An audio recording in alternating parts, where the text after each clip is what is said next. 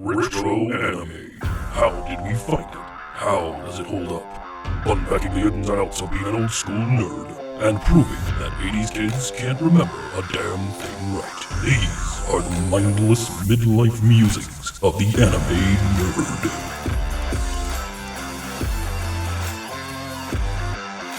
Welcome to Mindless Midlife Musings of the Anime Nerd. I'm Rick, and I'm joined by the rest of our panel, Lynette, Vic, and Brian. How's it going, everyone? Hey, everybody!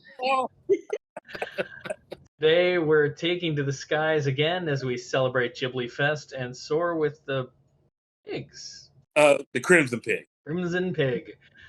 Porco Rosso is a 1992 animated fantasy written and directed by Hayao Miyazaki, and it's based on The Age of the Flying Boat, which is a 3-part watercolor manga by Miyazaki. It was animated, of course, by Studio Ghibli for Japan Airlines, actually, which was kind of a fun thing. Was it written in conjunction with them? Yeah, well, it was actually to a degree. No, they helped sponsor the film, so the concept was for him to create a piece of work for a short in-flight film for them based on his manga. Like, here's money, make stuff for us. Yeah, but then it grew into a feature-length film, and this was the end result. It still got shown on airplanes though. Like, it was still like they were first run. So they showed a video, OVA, of planes potentially getting hijacked It was a different time. as a way to set the mind at ease once you've gone through your in-flight safety briefing. Remember, you used to be able to walk to the gate without having a ticket. You used to be able to smoke on planes, damn it. All this is true. So So we decided to go ahead and give them more and say, you know what? Here's robbery. Here's theft. Well, at least the kidnappers were nice to the children. They were very polite. It's like, you can't break them up. Right? Yeah. We haven't even gotten to the point that these were children that we were talking about. We haven't gotten to that point yet. We were just discussing that in conjunction, they said this is going to be the in-flight movie we want to show. And it's going to be about air pirates. about the dastardly deeds of air pirates. Hey, you know what? Much better than Grave of the Fireflies. There you go. Yes. That's it. But if that's our bar, I mean, That wasn't written in conjunction with anybody. There's no... So we're good. I'm pretty sure that was written in conjunction with Depression. Or Clamp. It'd have to be written with Clamp writers. That's actual depression. Actual depression sat down with Miyazaki and said, "Hey, buddy, you look happy. I need you to write a complete opposite Of Happy. Yeah, we need the complete opposite of Happy, but we're going to show it with Happy. Yeah. See? But we should probably get back on subject. this is happy, right? I mean, so the story, it's kind of not though at the same time. So our story follows an Italian World War I ace pilot, Marco Pago, or Rossellini, depending on which continent you are when you watched it. Now living as a freelance bounty hunter chasing air pirates in the Adriatic Sea. There's a strange curse, with absolutely no real explanation, has transformed him into a humanoid pig, and he's given the alias Porco Rosso, which is Italian for red pig or crimson pig, depending on how you want to approach the translation. It was first English dubbed for Japan Airlines, and that version has since disappeared. It was probably the Streamline crew. I wasn't able to find it. But it was included in the Ghibli Laserdisc box set for their region. It has since disappeared. So at this point, it was later redubbed by Disney and released in the West in the 2000s. And G-Kids reissued the film again in 2017-ish and under their own deal with Studio Ghibli. And it is currently showing as part of Ghiblifest in celebration of Hayao Miyazaki's 73rd retirement. I think we're on now. No, I think you're missing a few ones in front of that. Oh, it's at 86 right now. That's what. Okay, yeah. So like 186. Got it. Okay. So yeah, the film was originally planned as a short in-flight film for Japan Airlines, and it grew into a bigger fish, bigger plane. I don't know what the correct analogy would be, because of war. which is a funny thing to read when we were researching this. But let's talk about this real quick. Let's. You know, Haven't we been talking about it? fair enough. But just want to point out to our stateside viewers, right? 2 hours in the air will get you from, say, Miami to, at most, you want to say Texas? I mean, yeah, Eastern Texas. North Carolina? Mm-hmm. Well, North Carolina is about an hour and 15 minutes. I'm an expert on that part. I was about to say, last time I flew, it took about an hour and a half to get to Georgia. Yeah, you can get to Houston in about 2 hours, roughly, So, depending. I'm saying because this is the feature. Is it? Do you want to say put the term feature length? Well, it is feature length. It's over 90 minutes, just over 90 minutes, which is for every animated film of the time was very much par for the course. Everything from The Little Mermaid, Aladdin, they're all about 90 minutes. I'm just pointing this out because where the hell are you going to fly from Japan in 90 minutes? Okinawa to Tokyo. Yeah, like you could go north Hokkaido down to, like Hiroshima, like that's probably about the length of time. And I mean, connecting Japan does fly to other countries. You can go to mainland China, Korea. I understand that portion. Yeah. It's just that the whole 2 hours or 90 minutes, if you will, it feels arbitrary for an in-flight movie. I suppose. I mean, they were all in, man. They had this dubbed into like every bloody language. The intro is one of the only intros that crawls in like 7 or 8 different languages at once, which That was pretty a lot. They even put it in sign language. When I first hit play, I was like, wait a second, did I select the right language? I don't recognize the first line. And they did something pretty cool there. They didn't put the English one like dead center. No, it was like off center. Right. So if you had OCD and you're looking for which one you're supposed to be looking for, and you happen to be OCD and you look for English, this could have been a night. Yeah, it could have. It could have messed with your head. But I mean, it did. It was cool. I kind of wish more movies would do something like that. It just makes it a little more approachable, I guess. I don't know. It was neat. Could you imagine if the Star Wars series did their title crawl like this? Side to side. Oh my god, that would take like 45 minutes. That would be the whole movie. George loves himself an opening crawl. It would have taken forever. Yeah, it would have been an hour and a half just for the crawl. And even worse, it'll be like first line in English, and the second line is, the first paragraph would have taken like 12 minutes. So to speak to, we had joked about earlier, this being an in-flight movie, it did come out in 92. So it was very much of a different era of flight. But it's also interesting because it also showed very different era of flight. Mm-hmm. Which was kind of new in a good way, though. Like a lot of times you talk about World War I, you'll talk about like the Red Baron, you'll talk about World War I aerial combat, you'll talk about World War II.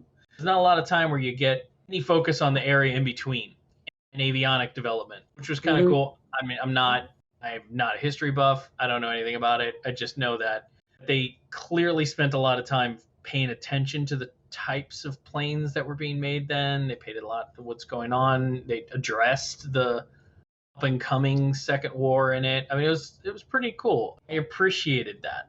And I didn't when I was younger. I hadn't seen this until the Disney release, and I watched it dubbed. And I gotta tell you, Michael Keaton was inspired casting. I thought he was really good. But yeah, I hadn't seen it until then, so it was the first time I'd ever seen it. Before then, I just wasn't even. I couldn't even find it. Like it just wasn't available for anywhere that I ever saw. Clearly, we were not taken to the skies in Japan around. Clearly, yes. Now, what about you guys? When did you first seen it? 2 days ago. First Shit, time. that was your first. You two, first time. All three. I'm the only one that had any skin in this game before we started. Yep. Damn. All right. Well. Maybe it's because during that time I wasn't eating pork, so it was not something I wanted to partake of. That's blasphemy, Brian. Now that pork's back on the menu, I was I was all in. Was I the So- only one who thought he was committing a bit of cannibalism with his dinner? Oh no. For not like at 2 all. seconds, I thought it was A pork. little bit, yeah. No, it would have been. Until I realized it was chicken. Hey, but you know what? Pork, the other white meat. It's good stuff. I don't feel they were brave enough to address that. I would have said lamb chops. But yeah, when he was eating dinner, I was like, is that pork? No, that's chicken. I'm going to pretend that's chicken because if I think it's pork and it's a pig eating pork, I'm going to have a problem. One of the things I loved about him was how he leaned into it. How he leaned into the fact that he's a pig and he used it to just get out of anything. He's like, I'm a pig now. I'm going as introverted as you can possibly imagine. You don't have to follow the laws because the laws are for men. He's a pig. It was just such a great, like, it's talk about embracing your curse. It's like, fuck it, I'm a pig. I don't even care. When pigs fly. But you can imagine that if you are cursed to live out life as some type of beast, if you will, your do I look like I give a fuck would be really tested. It wouldn't be tested that often. I mean, you're like, come on, look. Are you really asking me if I want to donate to the Girl Scouts right now? Look at me, I'm a fucking pig. What the hell? Yeah, well, just insert any animal. I'm a fucking emu, and you want me to donate to the Saints of Lauderdale Saints? Fuck you. Go fuck yourself. They would win every time in who's having the worst day ever. You know, you just come in, you would not I'm believe. a goddamn pig. You would not believe the day I had. All they'd have to do is go. Gestures to all of me. Could you imagine him with a panhandler?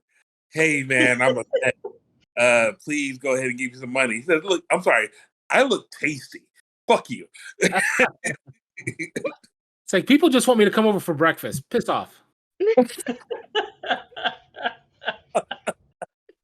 I respect that they didn't spend a lot of time with pork jokes because they really could have leaned into that. Oh God. Oh, yeah. They really could have had fun with that, and they didn't.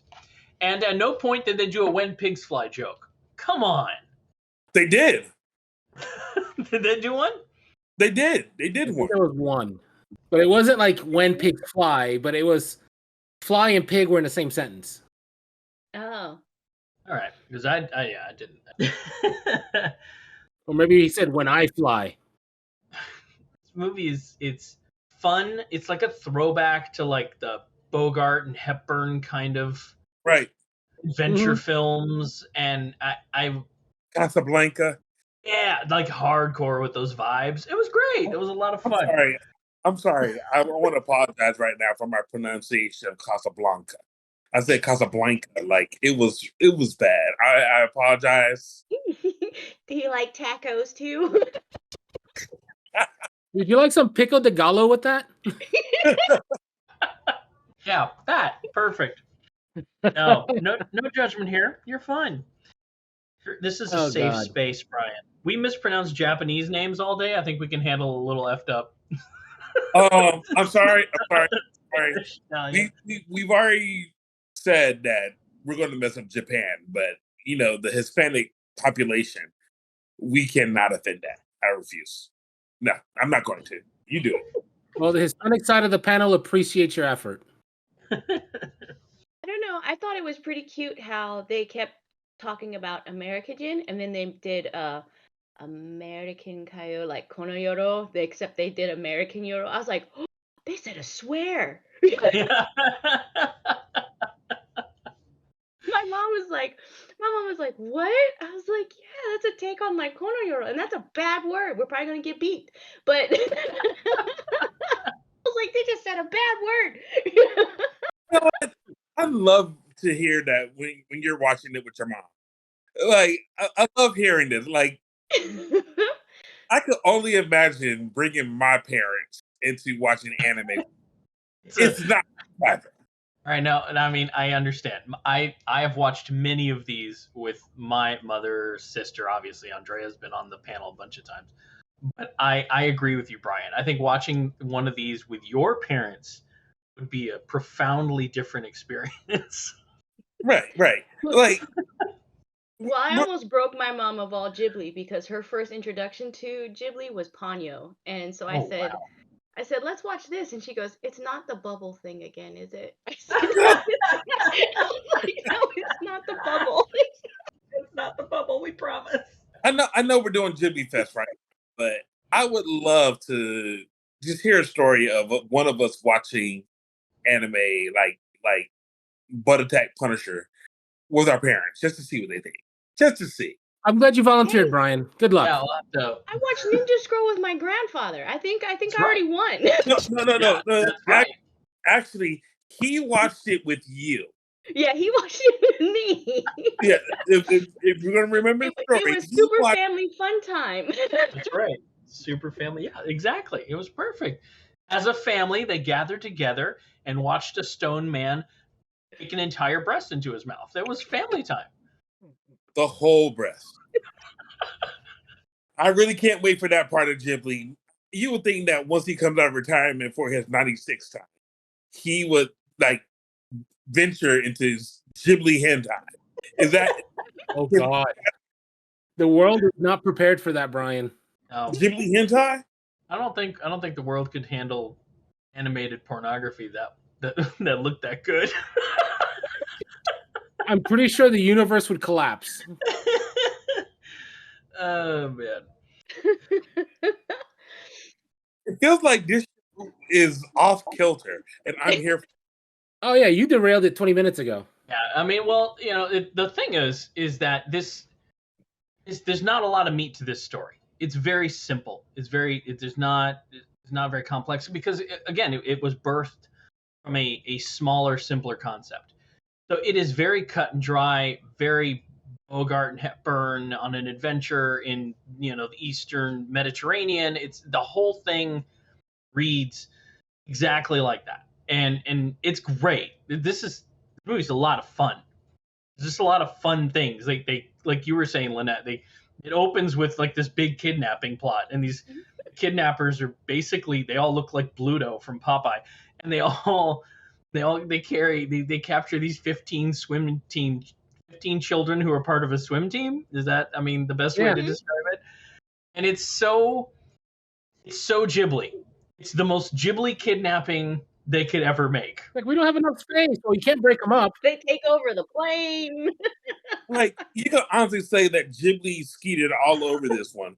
You even had a Ghibli engine in this one. Oh, Oh, yes, I- he did. Loved that because of the reason, and I'll just do that now.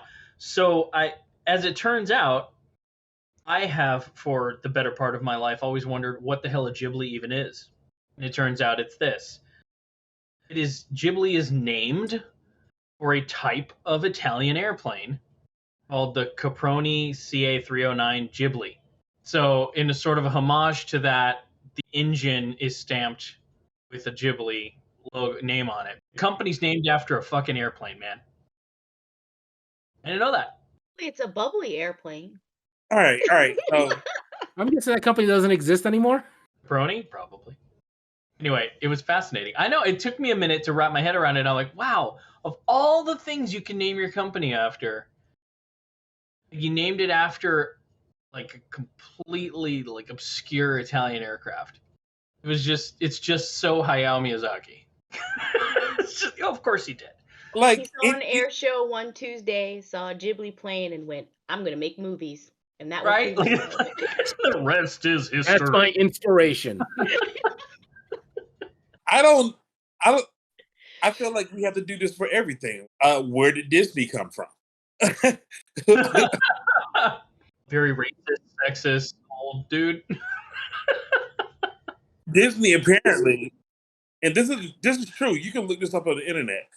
Disney is actually named off of the caravan saddle that you would use for camels. I call bullshit. So how are we supposed to get the Ghibli in an air engine? I mean, it doesn't make sense.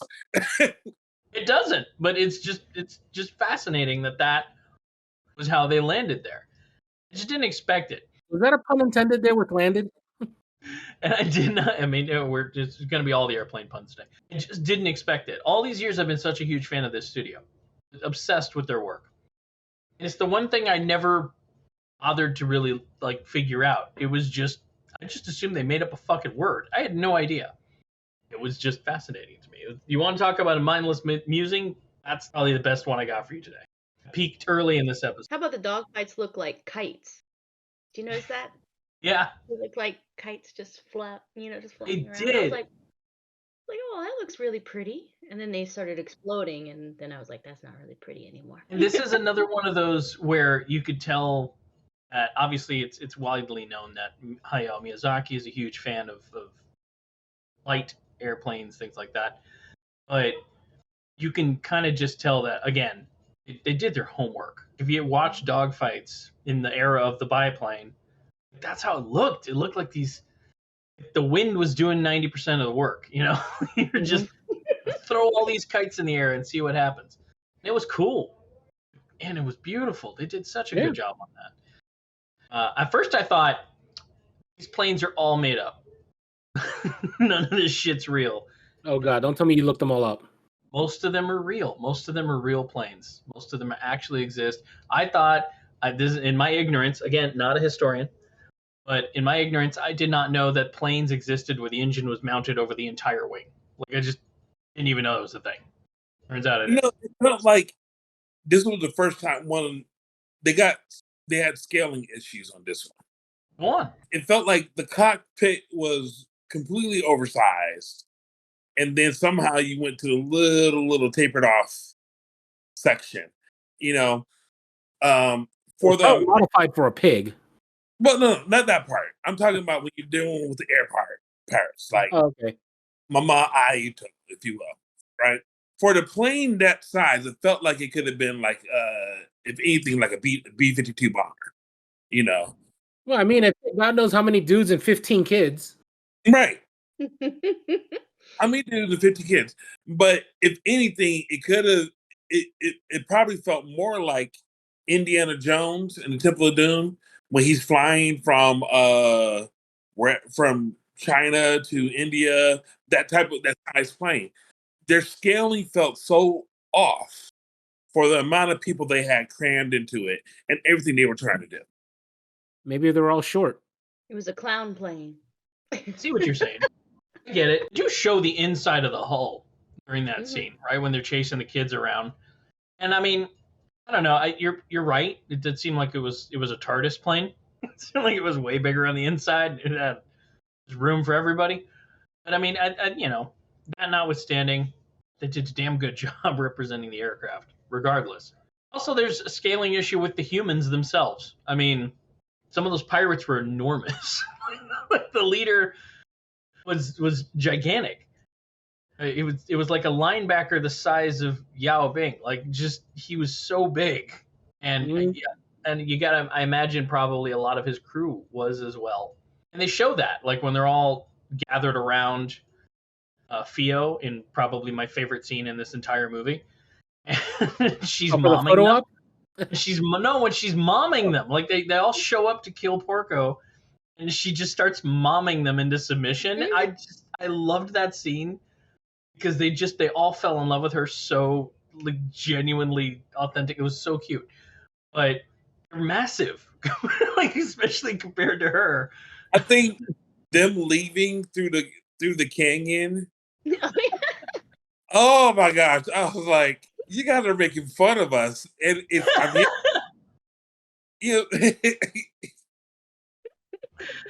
Oh shit! No, we're just gonna come out. We're just gonna go up and out. Right. It's like Jackie Channing up the freaking ravine to get out. Our legs and arms extended.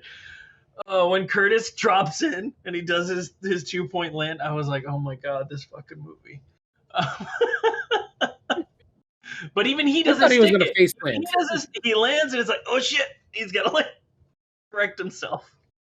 So when we're talking about the whole 2-point landing, right, or just Curtis in general, yeah, I actually did something that I never really do when it comes to watching this. I've actually watched this twice. No shit. And I watched it first. I watched it dubbed, and not dubbed, subbed, and then I came back and I watched it dubbed. Right. I have to admit, I was pleasantly surprised at the dubbed. Like his American accent was, I didn't know where he was from. Dude, that was fucking Carrie Elwes. It was great. I was impressed. Carrie Elwes plays Curtis in the English dub. Fucking Dread Pirate Roberts. I'm gonna have to watch it in dub now. It was, I was floored. I was like, that's Carrie? Why would they do that? Like, they have Michael. They could have gotten anybody. They got So they from Batman to Princess Bride. yeah. We are clearly living in a lawless time. Like, He did great. I was so impressed because he did it. It was had this like Southern draw kind of thing going on because Southern accents are one of the easiest for Britons to imitate.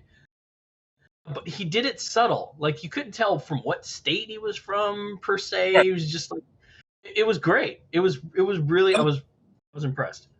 I like how they make America seem like it's just over there. You know what I'm saying? What part of America? You from Kansas or Wichita? No. I'm from America. Right. Doesn't matter where you land in here. Yeah, it was great. He was great. He was just a funny character. So again, once you're into the zone of this movie, and I think it's a little aimless in that regard. It wants to be cute and endearing and charming and all these things, and it is. Then at the same time, it was inspired by something much darker, and they tried to make it have a little more weight to it, and it didn't. That part of it, I don't know that was 100% successful as a lighthearted, fun adventure film. 100%, I was absolutely into it. The fact that it became this movie because of the Yugoslavian war didn't read to me at all. And to hear that about how they decided to make this a longer movie, I was like, that was the decision. That was war broke out, so you said we're going to make this more serious and make it longer. I'm sorry. Yugoslavian war. Yeah, Yugoslavia in the early 90s, it broke out in a war, and the country broke apart into Croatia and Bolivia, and those became separate countries. That war inspired Miyazaki to make this film a little more serious in tone and longer.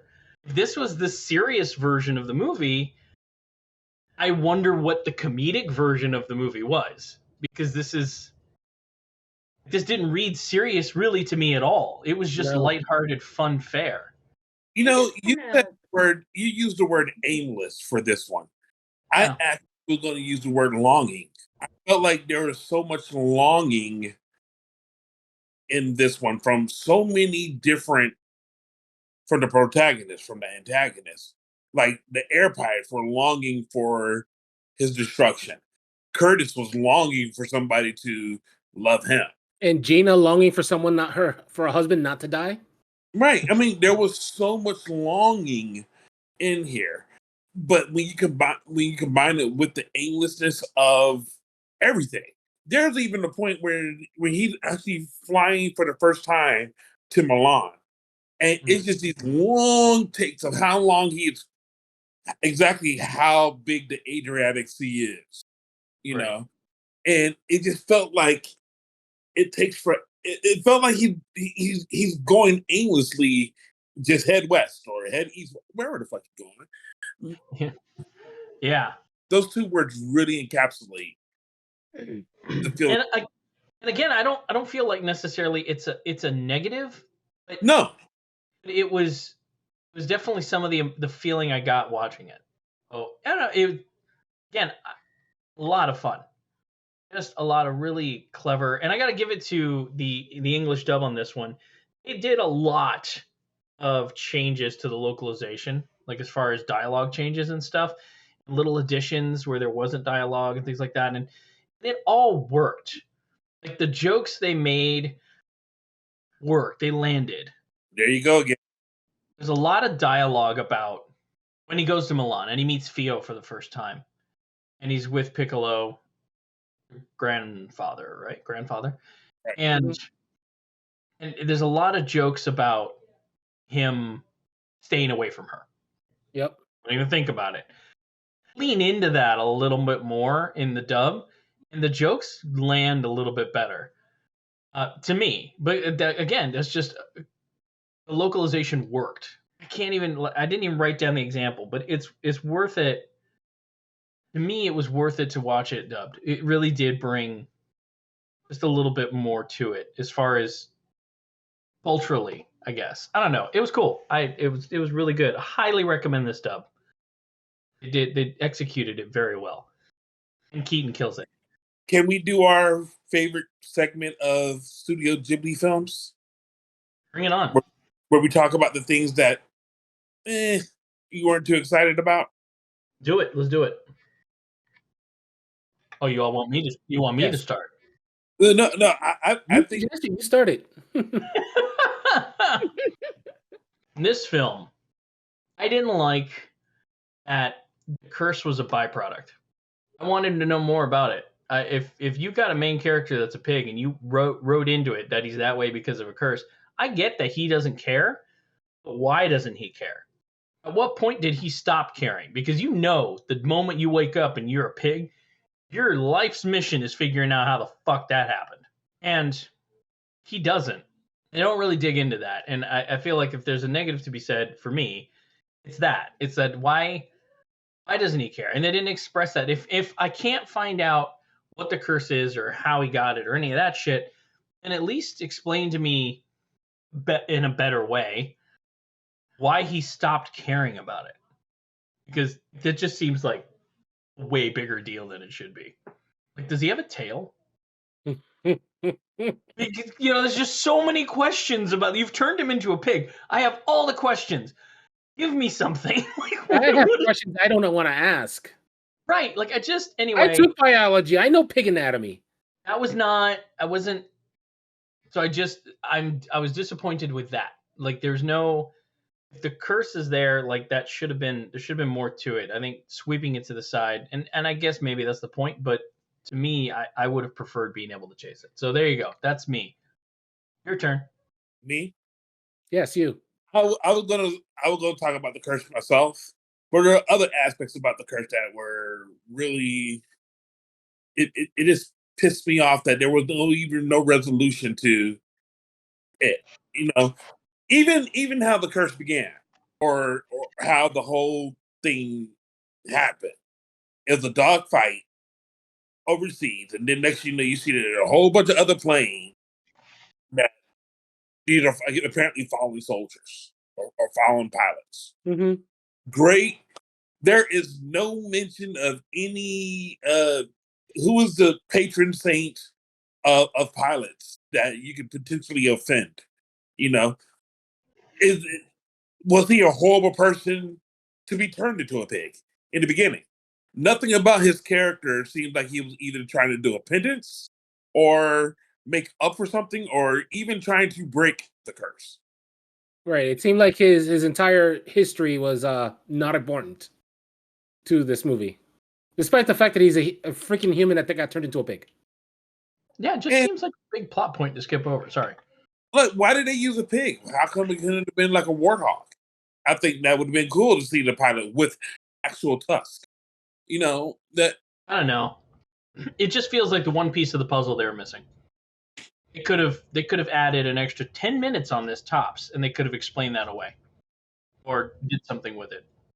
The second thing, I clearly he's Italian, right? Yes. And it's clear that when we say Adriatic, do we know the location of the Adriatic Sea? Can anybody tell me real quick? I sure can. It is eastern Italy. So the eastern shore of Italy, between Italy and Croatia, former Yugoslavia. It's that patch of water between the two. And there's a lot of archipelagos there and other little islands and things like that. So that's the setting. And I would say probably more north because he goes to Milan, which is a northern Italian city. On a tank of gas. Right. So it's probably, there you go. Yeah, Vic brought up a graphic for us. So it probably all happened up there in the northern part of the Adriatic Sea. So I guess the thing that I was the reason why I was bringing that up is when we're talking about just like traveling a distance, right? It felt like for the speeds that he was going, he should have been there a lot quicker than what was being portrayed. Maybe, but he was having engine trouble. Like, for instance, Indiana Jones, whenever they're doing some long distance travel or something like that, they do the planes, they show him playing, and then they show the map and how it's going. They could have added that to this, and that would have put a little bit more gravitas into. You could have traveled by map, is what you're saying. If I mean, traveling by map is a great way to travel, as the Muppets have shown me. But it did a little bit of the travel by map thing when he was explaining how he's going to go cut them off by going the other way. So it was played for comedic purposes, but I see what you're saying. Like they could have, especially since they were leaning into the whole adventure, mid-century adventure story or early century adventure story. They could have leaned into some of those Indiana Jones-ish tropes, like traveling by map, things like that. Probably could have worked. My final complaint is the underplaying of the whole fascist undertones. We don't actually see anything fascist happening within there. It's just the fact these are the people that are coming to get you, and they have a secret police, and they're alluding to, I guess, World War II in terms of how you guys are. The SS started to gear up around 1930-ish, and it would have been pretty shitty time to be in fascist Italy. Wasn't going great over there at the time. It seemed like it was more based upon the Great Depression as opposed to anything that was happening in fascist Italy. Well, that's what it was like for people in Italy. Because they, the people were, shit wasn't going great over there. Again, not a historian, but my understanding of early World War II Italy was it was a shit show. That's why all the women were building his plane, because the men were inscribed. They were out working. Yeah, they were out working, and the SS was in its fledgling stages of horror, but still enough of a problem that clearly Mr. Rosso did not want to be a part of it. And he said as much, and I appreciated it. He's just like, I want no part of this. Didn't use the pig excuse. Oh, yeah, he did. Never mind. He used the pig excuse for everything. So, yeah the law didn't apply to him because he was a pig. And, he didn't want to serve in a war because he's a pig. You would have thought, we're about to make you into barbecue, or give me your spare rib.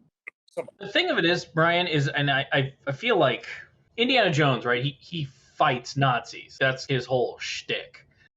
In this, it isn't that. Porco actively doesn't want to fight anybody. Like, he just wants to hide out in his little concave beach and take out pirates. He didn't want to kill them. He just wants to break their planes, incapacitate them, get some money. He even split money with them. I mean, he's all about himself. And his disinterest in participating in the wars, all of them happening at the time, was sort of the point. Like, he'd become so disconnected from the real world because he was probably, for a very long time, shunned as a pig person, except for Gina's little joint, her little corner of the world. So I was okay with them not making fascism the point. Like having it be the backdrop. Like, this is happening at the same time this guy wants nothing to do with it, kind of thing. Exactly. Like, if there was a sequel, by the end of this movie, they talk about how he served, right? Like, he ended up fighting and he was great. But it's a great sequel for this that I would love to see. I feel like it was unfair. Say again? It did have the to be continued type feeling at the end. Yeah. No. Yeah, the ending drove me nuts. I like a definitive ending. I do have one thing. What? Why did the sweet grandmothers have to look like the Wicked Witch who was going to give Snow White the apple? Sure did, didn't they? They sure did. Why did those sweet grandmothers have to look like an evil Wicked Witch?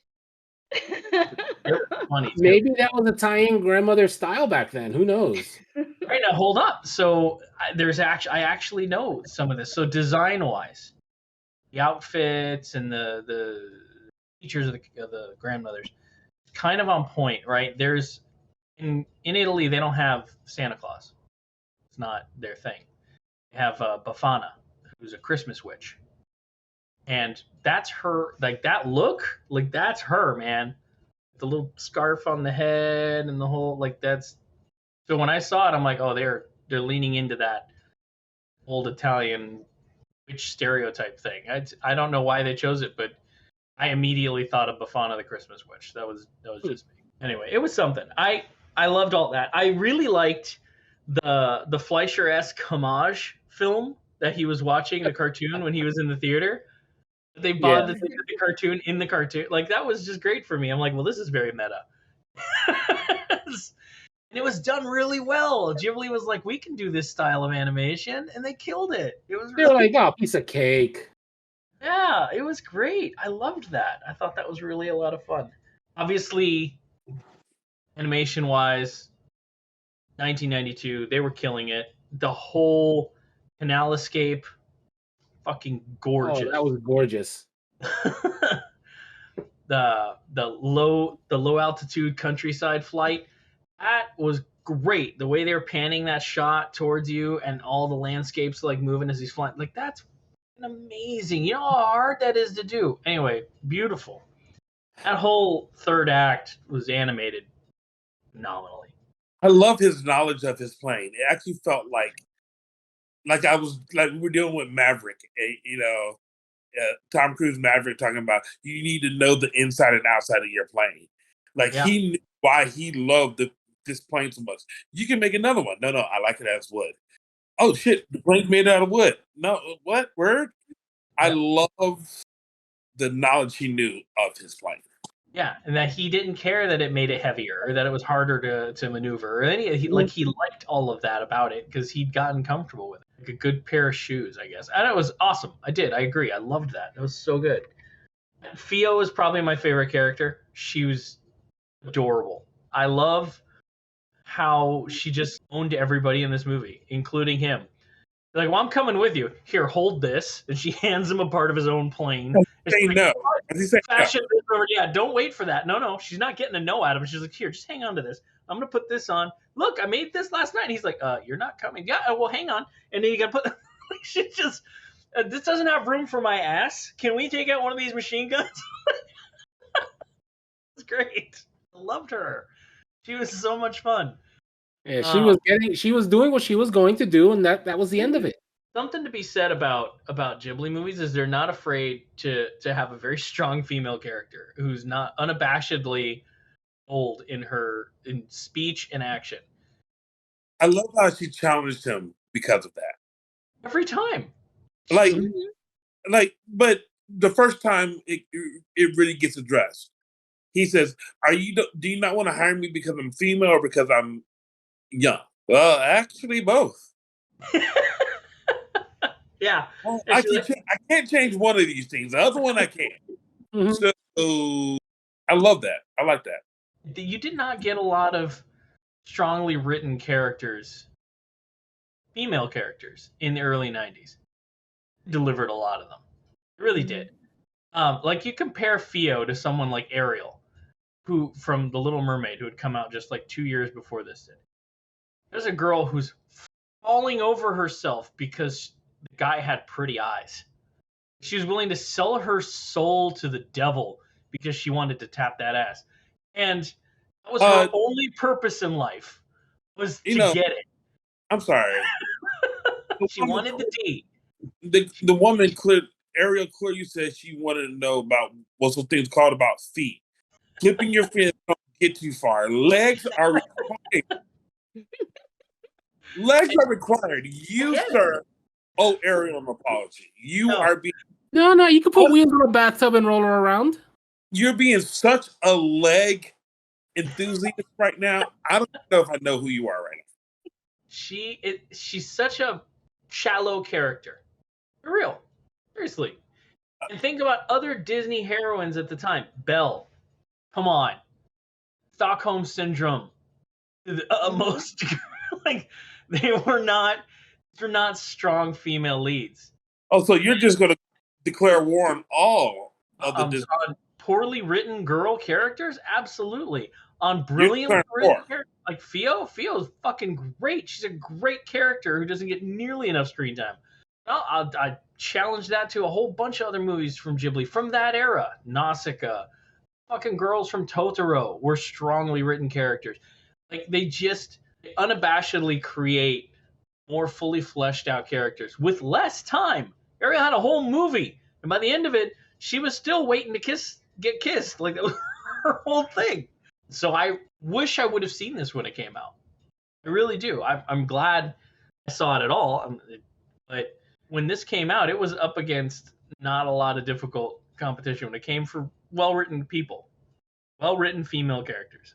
And yes, her momming the pirates is my favorite thing. And her absolute, and I love that when it's all over, she crumbles because she was in mom mode, and as soon as all the threat's over, she's like, "Oh sweet Jesus, I didn't know if I was gonna make it." Like she like completely falls in on herself, like, "Oh my god, I can't believe that worked." That was great. That was so good.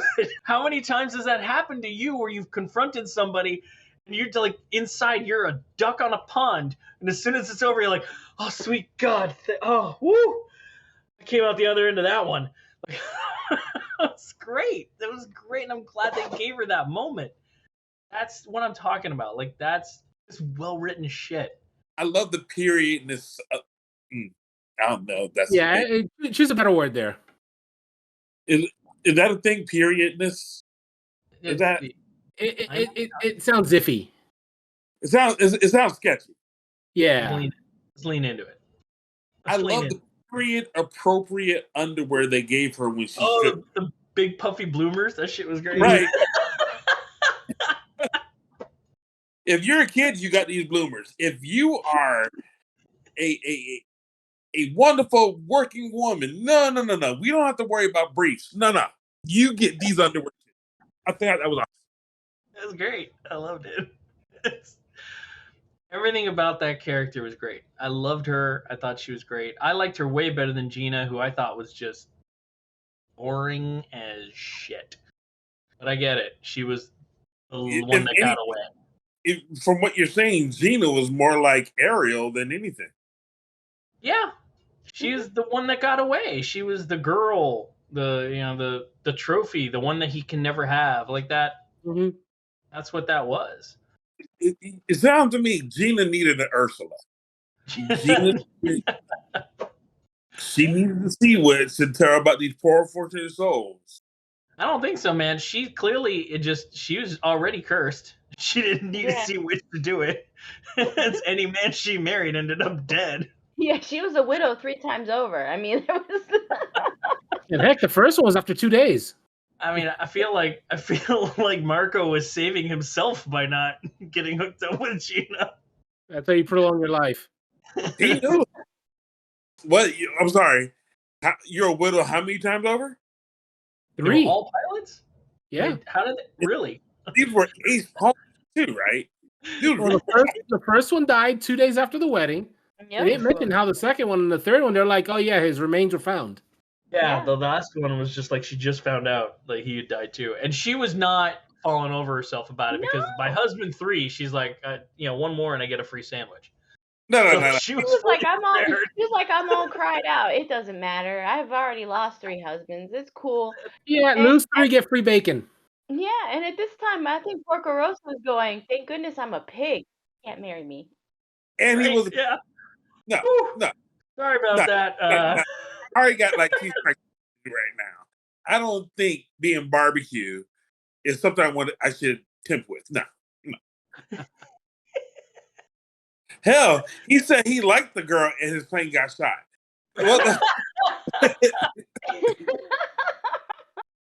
That is a cursed woman, and he is safer with that. He should have sent her. Curtis should have took her.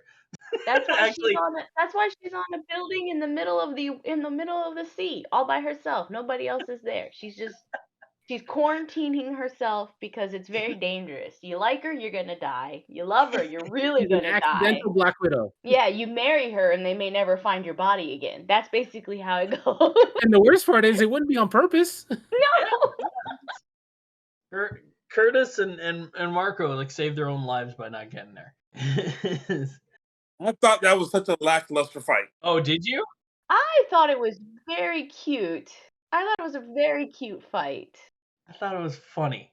Yeah, It was how they hilarious once they got, once they couldn't shoot anymore. yeah, once they landed and they started punching each other, I was like, Yeah, "What? everyone adjusted real quick. They were placing bets from a dogfight to a boxing match. They Yeah, pulled get up it." the They're bell. pulling They out pulled out, chairs. they pulled out freaking stools for them to sit between rounds. I It's appreciate funny. the elevated damage as the Mhm. fist fight went on. Oh yeah, And one of my favorite animation nerd moments is when Curtis is punching Porco and he misses and he hits his goggles and it clangs and he's like, "Ow!" Like, God damn it! It's just like he is so and he couldn't even. It was great. Again, another one of those just great little animation moments. Didn't need to happen, but they threw it in anyway because why not? It's great. Ah, fuck. Or how they transition to sounding like they're talking with cotton in their mouth, you know? Mhm. I would have preferred a full-blown dogfight, and I think everybody would have, and I think that's why they subverted your expectations and just brought it down to two guys beating the shit out of each other in shallow water. But yeah, I'm here for one to beat the other without downing the plane. a real dogfight would have been great. But I'll take what I can get. Tell us why you felt it was lackluster, Brian. Because again, this is Maverick and Iceman decided, you know what? We done run out of bullets. Don't know how. Let's just go ahead and set this down.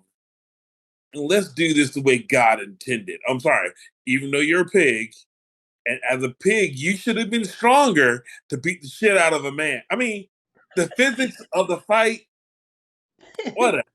It's Porco Rosso. I mean, it's what if Top Gun came down to beer pong? You mean what if Top Gun was barreled down to a volleyball match on the beach? No. The volleyball match had a purpose. It showed them as very competitive individuals. Gotcha. Brought it down. He has already got his ass whooped by this pilot once. He is going for his revenge. No. We're not going to use the planes. We are going to settle this on who can beat the other person in Pac-Man. How about that? It's so fucking arbitrary. I think Right. because it's also worth noting that this wasn't about this fight between the two of them, this rivalry that they had nothing to do with the planes and everything to do with the girls. Mhm. The planes were unimportant to the battle because they were fighting over was something even worse. It wasn't even their pride. They weren't even fighting over their honor or any of that shit. Orko was fighting for the two girls in his life. And Curtis was fighting because of the two girls that he wanted in his life. That's what's so appropriate about the movie. Is because that's the kind of movies that they did. Like those period pieces from that era, that the Bogarts of the world, it was all over a girl, right? It's always over the girl, and that's the sort of silliness of it. So I appreciated it. Again, circling back to support you though, if this was supposed to be this more serious version of this film, dogfight ended like a legit dogfight might have been the more appropriate approach. But I don't know. Maybe the absurdity is the point. And that's the thing, because I'm typically a very absurd person, self-admittedly. But it doesn't feel like it's landing with me. Mhm. And, especially after his 114th retirement, I would have thought that he would have found a way to really nail down the end of the story. I wish I could tell you he has, but let's look at the record. Most of his films don't, right? Like look at probably in the West, one of his most popular is Howl's Moving Castle. It kind of just ends. Yep. Hey, thank you for setting the expectations. I've never seen House. Great. We're going to be covering it in a couple weeks. It just kind of ends. And you're going, really? But that's his Arietti. It just kind of ends. A lot of Ghibli films don't even get like Earthsea's a whole other animal. a lot of his movies, they just kind of end, and you're left going, "Oh, this was amazing." How do you come down off of that high? How do you give an epilogue to a story that you just had that much fun with? I don't know, and clearly neither does he, because ending them isn't really their strongest suit. But that's a curse of anime in general, right? I mean, we've established that watching all of these anime over the course of this show, they don't end great, especially the earlier stuff. The stuff from the 80s and 90s, they don't have great endings. That's just par for the course. And again, this is 92. They only a couple films under their belt by the time this one came out. So, and that didn't go away. A rare one is like Spirited Away, which ends well. Mm-hmm. You know what else ended well? Hanya. I Sure just had to see y'all's face. It sure did. It ended well for the fish. Oh my That's god! the point, right? It's like they don't. It's not. It's one of those things. It's not the destination; it's the journey. Like that's kind of what these movies are. Dude, you really are astounding me with your sage words of wisdom on this one. It's not the destination; it's the journey. My gosh, it's like have we done this podcast already? And you came back time to say this is the way we should be looking at this. No, I just watched Do a that. shit. I'd like to know where I'm going. It's Well- like you're saying it's a difference between directions with MapQuest or directions with the GPS.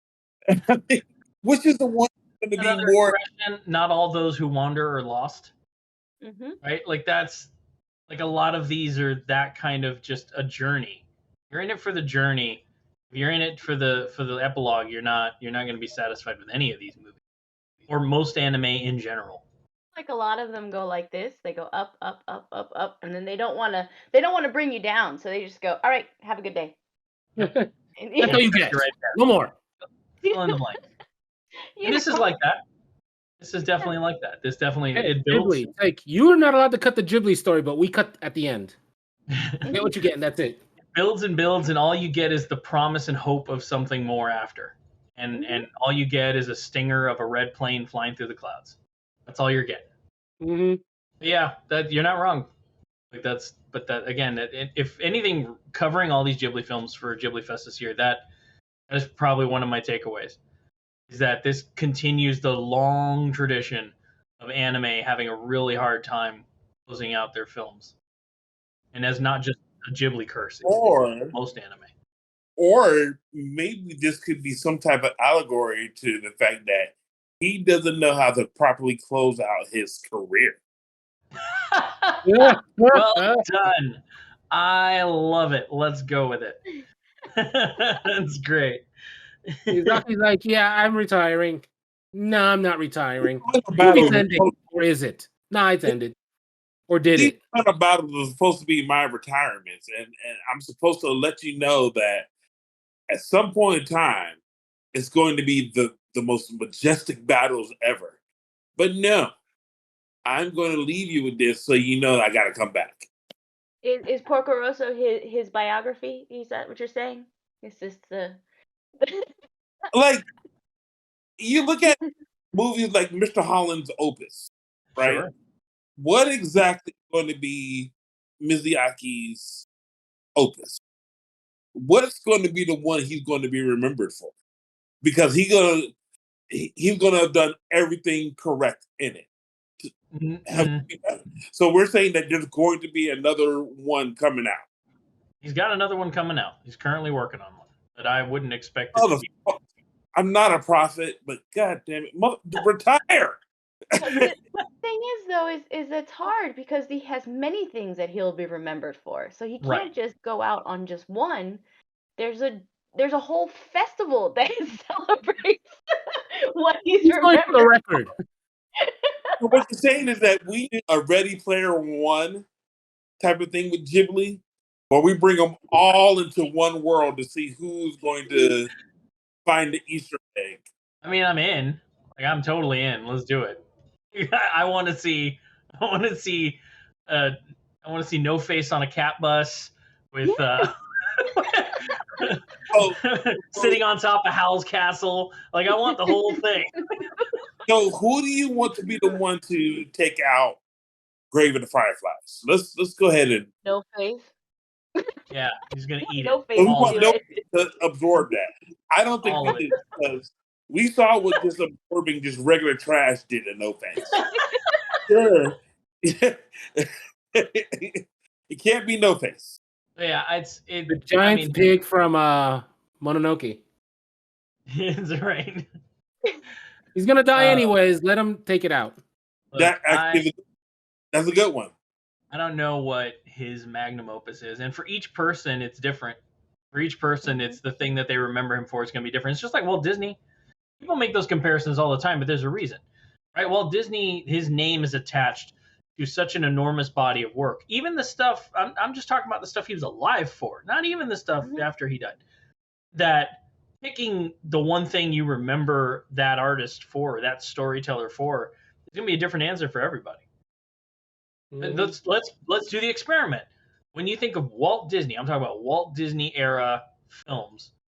What do you think of? What's the one film that stands out to you? Mary Poppins. Okay, Mary Poppins. Good answer. I think I'm in the same boat as Brian. It's like a bunch of things just popped into your head. It's like, okay, which one? Like I think he broke me. This is a difficult question to quantify. Now do it for somebody like Miyazaki, whose work is also revered, probably more so than Walt's. Walt's work is now gone by the wayside because of all the racism and stuff. But honestly, what happened to me just now is that I actually started rating all the other animators I've been exposed to. So not just Walt Disney, but I'm talking Walt Disney. Then you have Don Bluth and his crew, and then you have like Hanna-Barbera. DreamWorks, and there's tons of them. But that's, I mean, to say that this was so early in Ghibli's life that this is by far not going to be the magnum opus for a lot of people. It's not. I don't think that's its intent ever. This was fun. This was supposed to be fun. It was intended as a fun romp through the Mediterranean.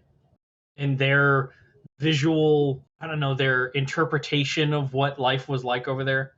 That's what this was. This was like a tourism video for Eastern Europe. Like that's not really accurate, but its intent, that wasn't its intent. Its intent was to be fun. So no, this isn't that. For a lot of people, it's going to be Spirited Away because it won an Oscar. For a lot of people, it's going to be Howl's Moving Castle because it's a fucking amazing movie. For a lot of people, it's going to be Mononoke, or for me, it's Nausicaa. So everybody's going to have a different answer for you. Aladdin or Lion King. There you go. Aladdin or Lion King. Great. Now pick one that Disney actually had something to do with. Harder. Exactly. Like that's so is this epic storytelling? No. Not at all. Is it fun? Did you have fun? Yes. Of course. Fuck yeah, you had fun. That's the point. He succeeded. He succeeded in doing that. Final thoughts? Yep, let's do it. Who wants to go first? All right, nobody's going to pick. I pick. Lynette goes first. Porco Rosso is the answer to When Pigs Fly. That's all I have to say. Cut. Right. That's a wrap. So that's just pretty much it. That's what I saw it as. It was enjoyable. I liked Fia. She was cool. But yeah, that's how I saw it. As like when someone says When Pigs Fly, I'm just gonna say Porco Rosso. That's the answer, and that can't do it. The only answer that matters. All right. Nick, you're up. What the fuck for? Nothing we can say. Nothing. She just gave us the Theo answer for everything. Like we cannot compete. Right. Wait, just go ahead and say goodbye. Thank the lovely people for being here. That's right. That's gonna do it. Thank you, everyone. That's a wrap. No, but seriously, it was a fun movie. I enjoyed it. I mean, it's one of the numerous Ghibli movies I've yet to see, and I enjoyed it. Is it one of my top favorites? No. Did I like it more than Ponyo? Absolutely.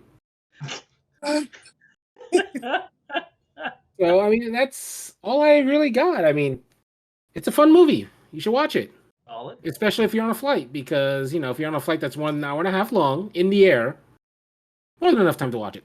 Absolutely. You gotta account for that half an hour to get to cruising altitude and a half an hour it is to land. Exactly. All right, Brian, you want to go? Yes, I do. Let's. Do I it. think that Porco Rosso provides the solution for the query of when pork defies gravity.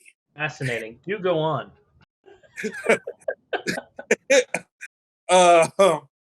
Thesaurusly speaking, it could be divined that the other white meat needs to be given the chance to soar the skies. And we cannot look at the human experience as the only experience that has something to offer to the Adriatic skies. We should be waiting and looking for what happens when kangaroos take to the sky. I am also looking for his wonderful dissertation on caribous. Are they the better submarine captain? I mean, there are so many animals that we need to put into more human-dominated. I can stop now. You're good. Coming to season 3 of Sweet Tooth, All Out War. I feel like Brian needs a Princess Mononoke film, but instead of people, they're koalas. Right. I mean, you just need a Tank Girl. It had kangaroo mutants in it. Yeah, let's go ahead and ask all the questions. Do sloths make better train conductors than humans? No, they're excellent DMV employees, though. Right. Firmly established.